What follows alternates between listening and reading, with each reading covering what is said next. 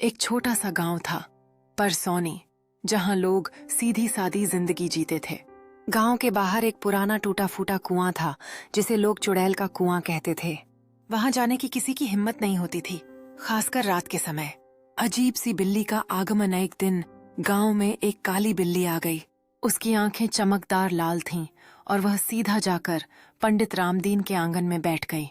पंडित जी ने उसे दाना पानी दिया और वह वहीं रहने लगी। सब लोग बोले, बहुत सुंदर है ये बिल्ली। लेकिन गांव की एक बूढ़ी औरत, दादी माई, बोली, ये कोई आम बिल्ली नहीं है। इसकी चाल, इसकी आंखें, ये कुछ और है। बदलती घटनाएं जब से वह बिल्ली आई, गांव में अजीब अजीब बातें होने लगीं। रात में बच्चों के चीखने की आवाजें आतीं। लोगों के सपनों में कोई औरत दिखाई देती जो बिल्ली की तरह गुर्राती। गाय भैंसें दूध देना बंद कर दीं।